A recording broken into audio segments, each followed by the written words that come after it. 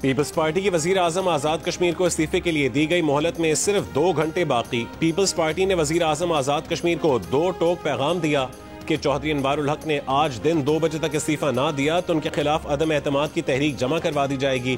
ذرائع کا کہنا ہے کہ وزیر اعظم چودھری انوار الحق نے تحریک عدم اعتماد کا مقابلہ کرنے کا فیصلہ کیا ہے۔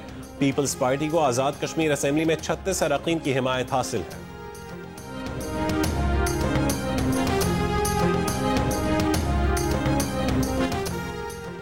مسلم لیگ نون نے وزیر اعظم آزاد کشمیر چودھری انوار الحق کے خلاف تحریک عدم اعتماد میں پیپلز پارٹی کا ساتھ دینے کی حامی بھر لی۔ وفاقی کمیٹی نے گزشتہ روز صدر آصف علی زرداری سے ملاقات میں ووٹ دینے کا فیصلہ کیا۔ نون لیگ کی وفاقی سیاسی کمیٹی کی آزاد کشمیر میں نون لیگ کی پارلیمانی کمیٹی سے ملاقات کچھ دیر میں متوقع۔ وفاقی کمیٹی پیپلز پارٹی کے ساتھ ہوئی پیش رفت پر اعتماد میں لے گی۔ لیگی رہنماؤں کا کہنا ہے کہ حکومت کا حصہ نہیں بنیں گے۔ گزشتہ روز صدر زرداری سے ملاقات کے بعد میڈیا سے گفتگو میں وزیر اعظم کے مشیر رانا ثناء اللہ نے کہا کہ مسلم لیگ نون کی پارلیمانی پارٹی کو آزاد کشمیر کی موجودہ حکومت پر اعتماد نہیں۔ احسن اقبال کا کہنا تھا کہ اگر پیپلز پارٹی کو آزاد کشمیر میں اکثریت ملی تو وہ حکومت بنائے گی، نون لیگ حکومت کا حصہ نہیں بنے گی۔ وزیر اعظم آزاد کشمیر چودھری انوار الحق نے عہدے سے مستعفی ہونے سے انکار کرتے ہوئے کہا ہے کہ اگر کسی کے نمبر پورے ہیں تو عدم اعتماد لے کر آ جائے۔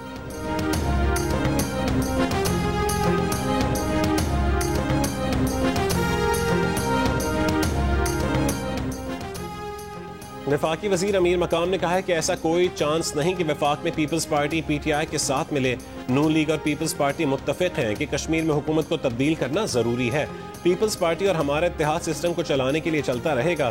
وفاقی وزیر نے سوال اٹھایا کہ اگر بانی پی ٹی آئی کا سہیل آفریدی پر اعتماد ہے تو پھر کابینہ تشکیل دینے میں کیا مشکل ہے۔ تحریک انصاف کے سیکرٹری جنرل سلمان اکرم راجہ نے آزاد کشمیر میں مسلم لیگ نون کے ساتھ مل کر اپوزیشن کرنے سے انکار کر دیا۔ سلمان اکرم راجہ کا کہنا ہے کہ نون لیگ اور پیپلز پارٹی ایک ہی سکے کے 2 رخ ہیں، دونوں کا آپس میں گٹھ جوڑ ہے۔ تحریک انصاف ہی حقیقی اپوزیشن کرے گی۔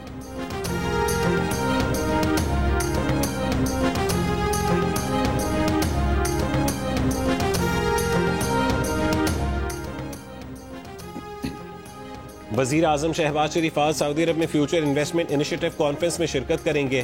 مختلف عالمی رہنماؤں اور بین الاقوامی تنظیموں کے سربراہان سے بھی ملاقات ہوگی۔ وزیر اعظم شہباز شریف کی ریاض میں سعودی ولی عہد محمد بن سلمان سے ملاقات۔ فیلڈ مارشل عاصم منیر بھی ملاقات میں موجود تھے۔ 2 طرفہ تعلقات اور باہمی امور اور علاقائی اور عالمی بین الاقوامی امور پر تبادلہ خیال کیا گیا۔ رہنماؤں نے 2 طرفہ تجارت کے فروغ دینے سے متعلق بھی گفتگو کی۔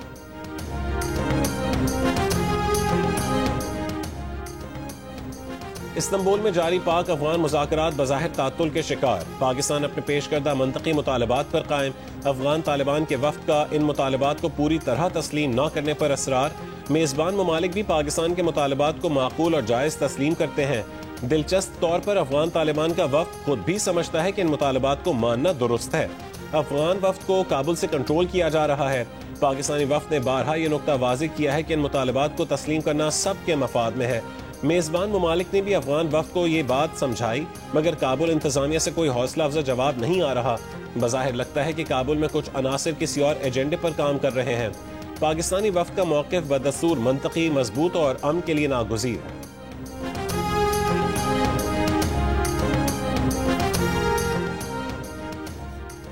ایف بی آر کو موصول 55 لاکھ انکم ٹیکس ریٹرن میں سے تقریباً 33% میں آمدن صفر یا برائے نام ظاہر کی گئی۔ گزشتہ سال کے مقابلے میں لگ بھگ 10 لاکھ افراد نے رواں سال کم آمدن ظاہر کی۔ ایف بی آر نے ٹیکس چوری کی نشاندہی کے لیے بڑے پیمانے پر آڈٹ پلان کی تیاری شروع کر دی۔ ایف بی آر نے فیصلہ کیا ہے کہ 31 اکتوبر 2025 کی آخری تاریخ گزرنے کے بعد ان ٹیکس دہندگان کو نوٹس بھیجے جائیں گے تاکہ وہ اپنی ریٹرنز دوبارہ جمع کروائیں۔ چیئرمین ایف بی آر نے دی نیوز کو بتایا کہ 8,53,000 ریٹرنز فائلرز کو پیغامات بھیج کر آگاہ کیا گیا کہ ٹیکس مشینری کے پاس ان کے مالی لین دین اور دیگر تفصیلات کا مکمل ڈیٹا موجود ہے۔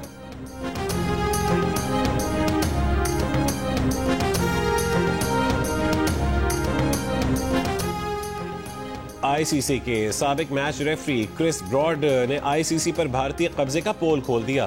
کرس براڈ نے کہا کہ انہیں کوڈ آف کانڈکٹ کے معاملے پر بھارتی کھلاڑیوں پر ہاتھ ہلکا رکھنے کو کہا گیا تھا۔ ایک میچ میں انڈین ٹیم پر سلو اوور ریٹ کا جرمانہ یقینی بنتا تھا، لیکن انہیں ایک فون کال موصول ہوئی اور کہا گیا کہ کوئی حل نکالو، ہاتھ ہلکا رکھو۔ اگلے میچ میں سورو گنگولی کی دوبارہ ویسی ہی حرکت پر صرف انہیں سزا دینے کا کہا گیا۔ کرس براڈ نے کہا ہے کہ سارا پیسہ بھارت کے پاس ہے، اس نے عملی طور پر ICC پر قابو کر لیا ہے۔ وہ مطمئن ہے کہ اب ICC میچ آفیشلز کا حصہ نہیں، کیونکہ ایک کافی سیاسی پوزیشن ہو گئی ہے۔ پاکستان اور جنوبی افریقہ کے درمیان 3 T20 میچز کی سیریز کا پہلا میچ آج ہوگا۔ بابر اعظم تقریباً 1 سال بعد ایکشن میں دکھائی دیں گے۔ بریسٹ کینسر سے آگاہی مہم کے لیے پاکستان ٹیم پہلے میچ میں گلابی تھیم والی خصوصی کٹ پہنے گی۔ جنوبی افریقہ ٹیم اور میچ آفیشلز گلابی ربن پہنے گی۔ پنجاب آج بھی فضائی آلودگی کی لپیٹ میں۔ صبح کے اوقات میں ملک کے آلودہ ترین شہروں میں قادر پور راں سر فہرست۔ فضا میں آلودگی کی مقدار 771 پارٹیکولیٹ میٹر ریکارڈ۔ فیصل آباد میں 692، قصور میں 614، ملتان میں 479 اور گوجرانوالہ میں 238 پارٹیکولیٹ میٹر ریکارڈ کیے گئے۔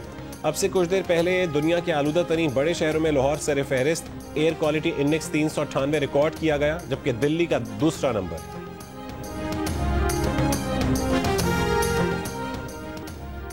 کراچی میں بجلی کے بلوں میں ٹیکسز سے 264 کروڑ روپے جمع ہو چکے۔ مرتضی وہاب عدالت کے احکامات کی خلاف ورزی کر رہے ہیں۔ MUCT چارجز کا نفاذ بلدیاتی قانون کی بھی خلاف ورزی ہے۔ درخواست گزار وکیل کا سندھ ہائی کورٹ میں موقف۔ وکیل KMC کی عدالت سے مہلت کی استدعا۔ سینئر وکیل کی عدم موجودگی پر سماعت 4 دسمبر تک ملتوی۔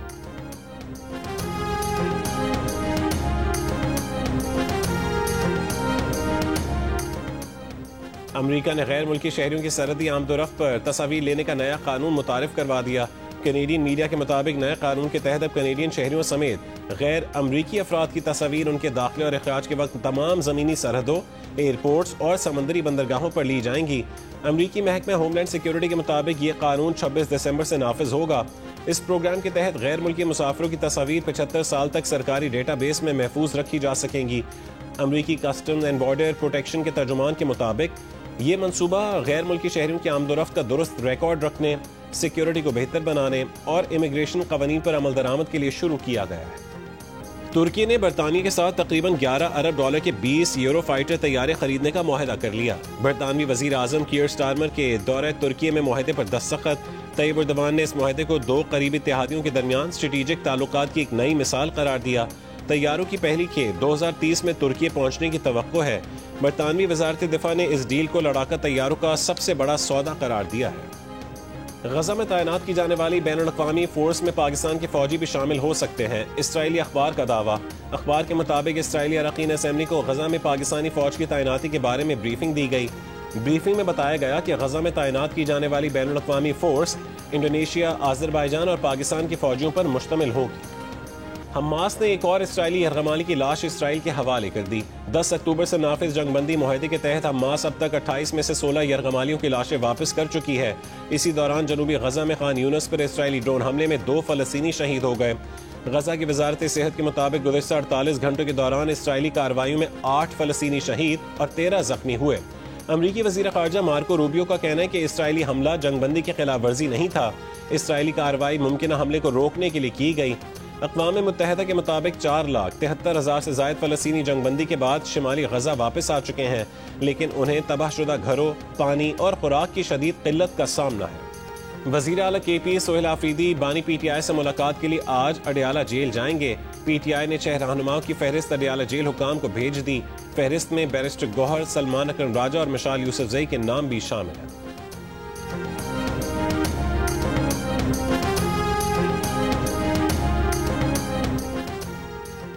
وفاقی وزیر داخلہ محسن نقوی کا گوجرانوالہ میں نادرا سینٹر کا اچانک دورہ، شناختی کارڈز اور دیگر دستاویزات بنوانے کے عمل کا جائزہ لیا، شہریوں سے سہولیات کے بارے میں پوچھا، مختلف کاؤنٹرز پر جا کر عملے سے بھی ملے۔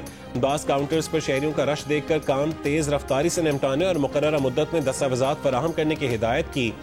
وزیر داخلہ نے کہا کہ نادرا سینٹر آنے والا ہر شہری VIP ہے۔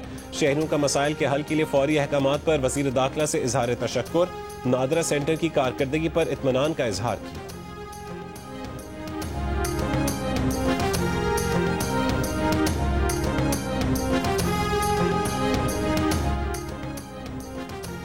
سندھ ہائی کورٹ میں اولڈ سٹی ایریا کی عمارتیں سیل کرنے کے خلاف درخواستوں کی سماعت، عدالت نے مکینوں کو سیل شدہ عمارتوں سے سامان نکالنے کی اجازت دے دی۔ جسٹس اقبال کلہوڑو نے ریمارکس دیے کہ لوگ شکایت کر رہے ہیں کہ عمارتوں کو مخدوش قرار دے کر زبردستی خالی کروایا جا رہا ہے۔ کمیٹی یہ تعین کیسے کرتی ہے کہ عمارت خطرناک ہے؟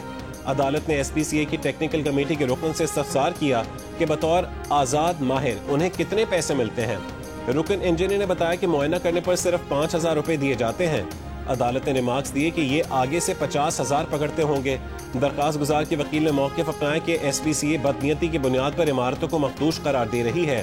عدالت نے ہدایت دی کہ ایس پی سی اے عمارت کے اسٹرکچر کی جانچ کسی آزاد ماہر سے کروائے۔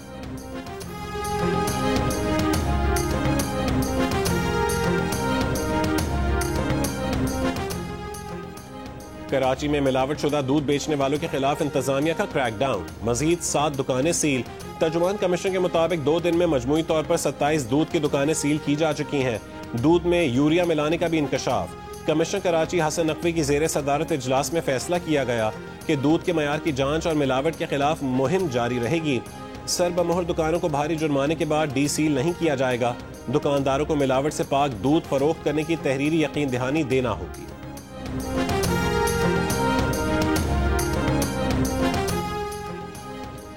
ایف آئی اے نے نیشنل سائبر کرائم ایجنسی کے ایڈیشنل ڈائریکٹر سمیت 4 افسران کو گرفتار کر لیا۔ ذرائع کے مطابق چاروں ملزمان کو اختیارات کا ناجائز استعمال اور رشوت لینے کے الزام میں گرفتار کیا گیا ہے۔ ملزمان کو آج لاہور کی ضلع کچہری میں پیش کیا جائے گا۔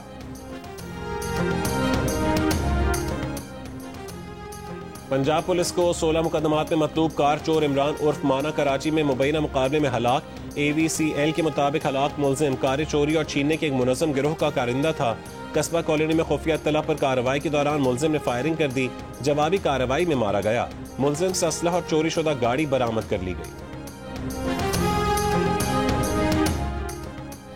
رحیم یار خان میں سندھ پنجاب سرحد کوٹ سبزل پر گندم کی نقل و حمل پر پابندی کے باعث چیکنگ جاری۔ محکمہ خوراک نے گندم کے بیج کے سینکڑوں ٹرک روک لیے۔ ڈرائیور اور سیڈ ایسوسی ایشن حکام پریشان۔ چیکنگ کے باعث ٹریفک متاثر، گاڑیوں کی لمبی قطاریں لگ گئیں، مسافروں کو دشواری۔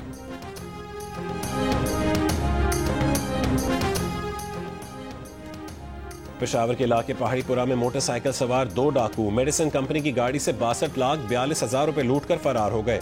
ایک ملزم نے گاڑی کے سامنے موٹر سائیکل کھڑی کی، دوسرے ملزم نے اسلحہ دکھا کر کمپنی مینیجر سے رقم چھین لی۔ مقدمہ درج، ملزمان کی تلاش جاری۔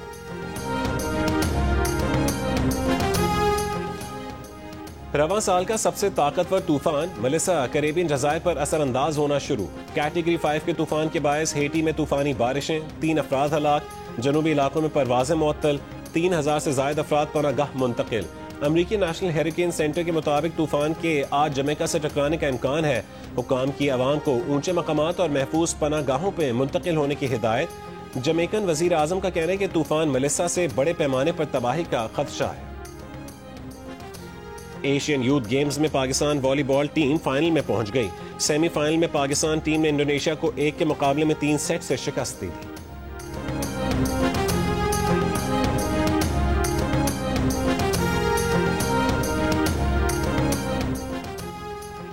بھارت کی جوجٹسو ایتھلیٹ روہنی کلام نئی دلی میں اپنے گھر میں مردہ پائی گئیں۔ پولیس کی ابتدائی تحقیقات کے مطابق موت خودکشی لگ رہی ہے۔ 35 سال کی روہنی کلام نے ایشین گیمز میں بھارت کی نمائندگی کی۔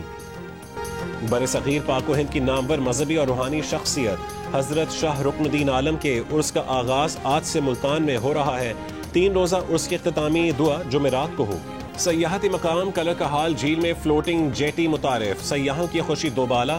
اس سہولت کے ذریعے سیاح نہ صرف جھیل کے حسین مناظر سے محظوظ ہو رہے ہیں بلکہ اطراف میں موجود بلند و بالا پہاڑوں کا دلکش نظارہ بھی کر رہے ہیں۔ سیاحوں کا کہنا ہے کہ سیر و تفریح میں اس طرح کی نئی جدت سے مقامی سیاحت کو فروغ ملے گا۔ اور پروگرام جیو پاکستان میں ماضی کی مقبول میوزک بینڈ بینجامن سسٹرز کی یادیں تازہ۔ بینڈ کی رکن شبانہ بینجامن کی بیٹی میری اینڈریو نے والدہ کی آواز میں گایا ہوا سدا بہار گیت گا کر دل جیت لیے۔ شہرہ آفاق برطانوی گلوکارہ ایڈیل کا گایا گیت گا کر سب کو خوشگوار حیرت میں ڈال دیا۔